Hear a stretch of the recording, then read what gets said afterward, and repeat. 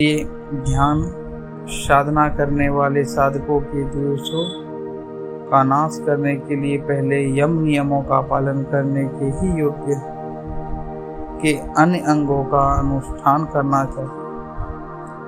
जो साधक इन 8 गुणों को अच्छी तरह पालन कर लेते हैं, उनका अंतःकरण शुद्ध होने पर ज्ञान की अपार दीप्तता हो जाती है।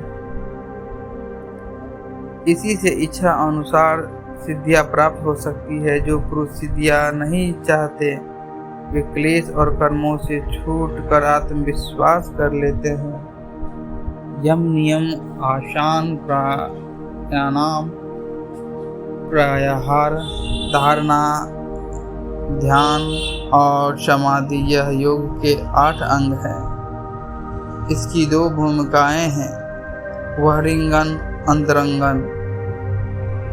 ऊपर बताए हुए 8 अंगों में से पहले 5 को बहिरंगन कहते हैं। इनका विशेष तौर पर 12 बाहर की शक्तियों से ही संबंध है।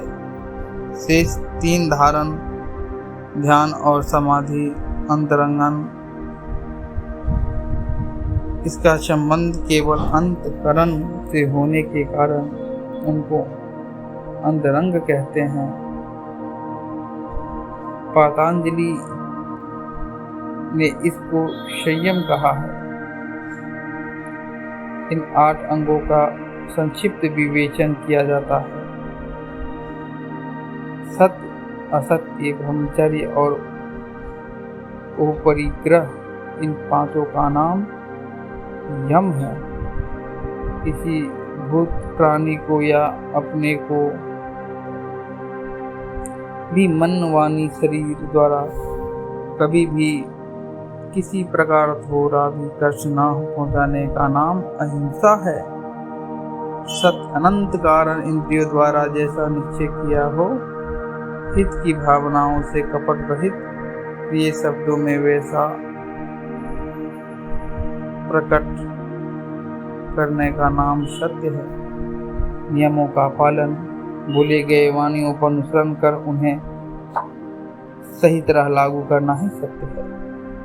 मन, वाणी, शरीर द्वारा किसी के हक को चुराना असत्य कहलाता है।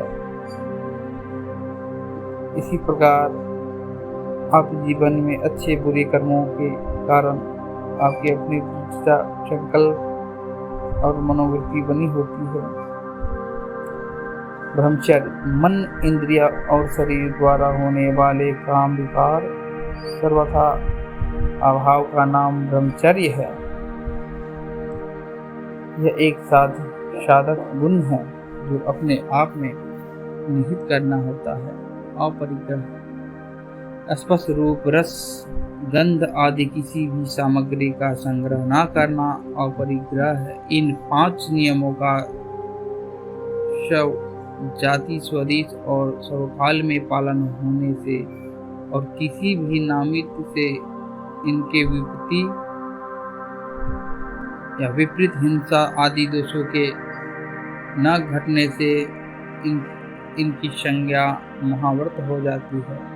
जाति, देश, काल, संयम, वांछित, सार्वभौम, महावर्तम। देश काल में नमित, अवांछित, यम या सार्वभौम पालन महाव्रत होता है। अनेक प्रकार की भावनात्मक क्रिया, तीर्थ आदि के भेद में यम के पालन में किसी प्रकार का भेद न रखने से वह देशगत सौभाग्य महादद्र होता है।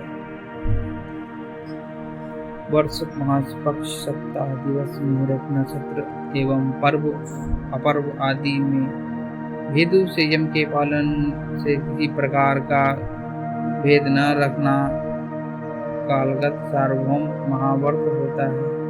यज्ञ, देव पूजन, श्राद्ध, दान, विवाह, आजीवन काल आदि में भेदों से यम के पालन से किसी भी प्रकार का भेद न रखना निम्न सार्वभौम महाव्रत है। इसी प्रकार ध्यान की उन अष्टांगिक अंगों को भी जोड़ा जाता है जिस प्रकार भावना को परिफुलित बनाना होता है।